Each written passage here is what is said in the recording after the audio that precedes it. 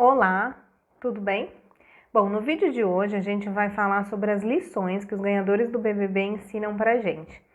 Então, primeiro exercício que a gente vai fazer é se imaginar com 1 milhão na conta. Então, fecha o olho, visualiza a sua conta com 1 milhão, diversos zeros, né? 6 vezes o número zero. Imaginou? Sensação boa, né? Escreve aqui embaixo o que você faria. Eu vou falar o que eu faria no final do vídeo, depois que eu desenvolver algumas premissas. Então vamos lá. Primeira coisa, que durante algum período da nossa vida, a gente pode ter acreditado que a falta de dinheiro em si é um problema, era ou é um problema. Talvez até por crenças limitantes que a gente escuta ao longo da nossa vida, de pessoas até da nossa família, como se a gente tivesse dinheiro, dava para fazer isso e aquilo. Não pode comprar isso, ou se imaginar mesmo, né? A gente, quando criança, ainda se imaginar, se eu tivesse dinheiro, eu faria isso, isso, aquilo. Ou quando eu tiver, é sempre essa condicional, né?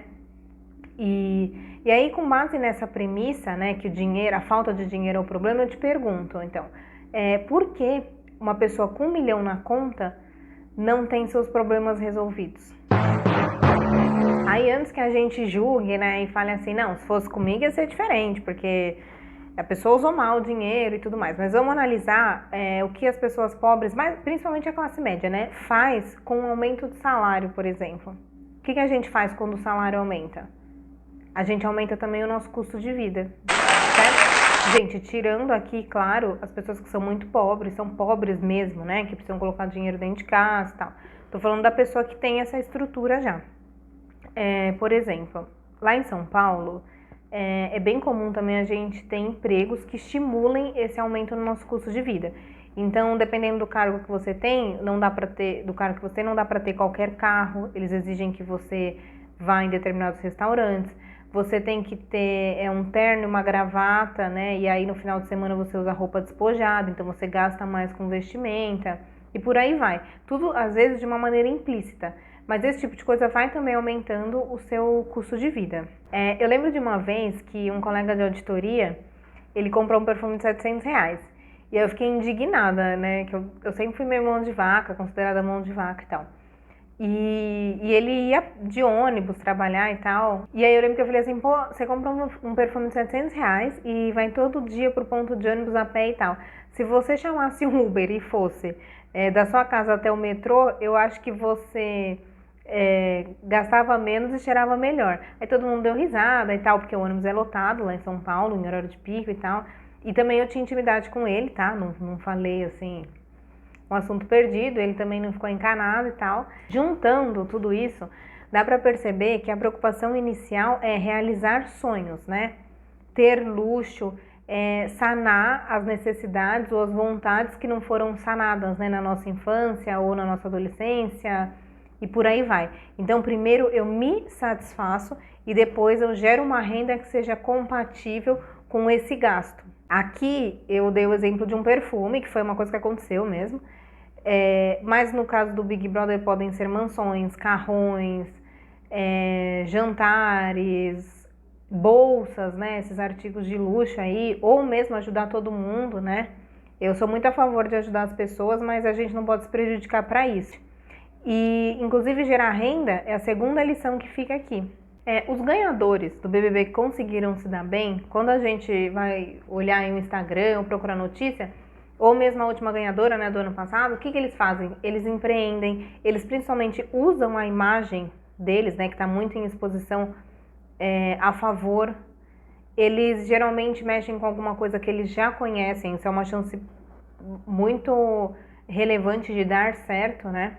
E isso foi uma coisa que me caiu a ficha, assim, alguns anos atrás, com atores daquela emissora bem grande, assim, que tem várias novelas, a novela das 9 e tal.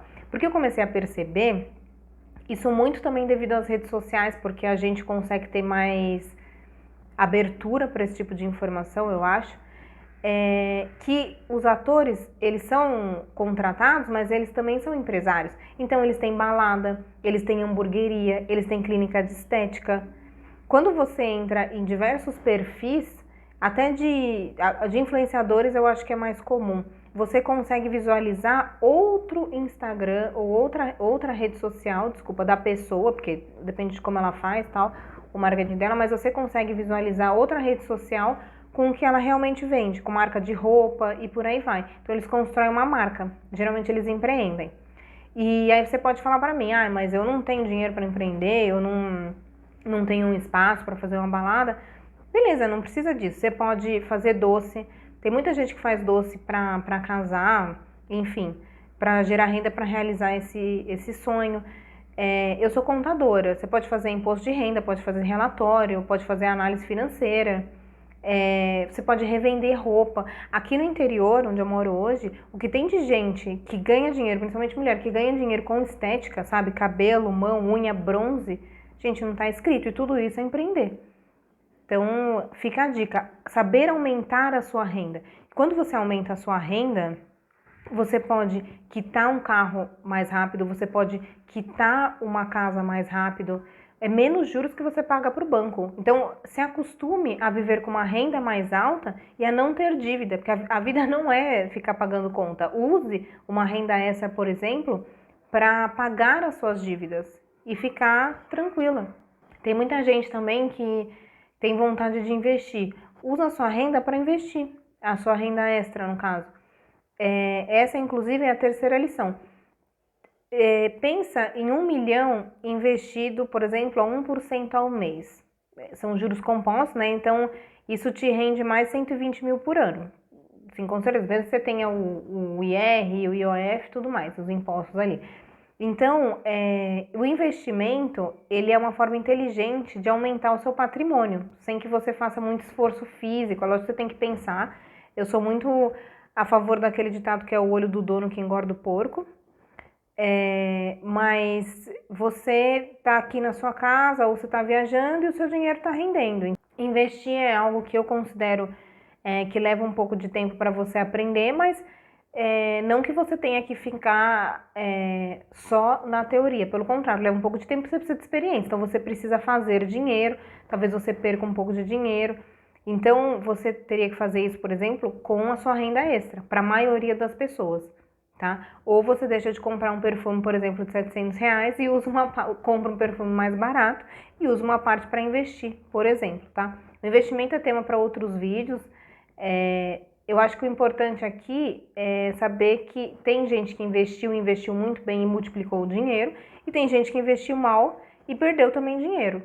Então tem muito achismo em volta disso. E assim, para finalizar o vídeo e respondendo o que eu faria, eu iria aproveitar essa exposição.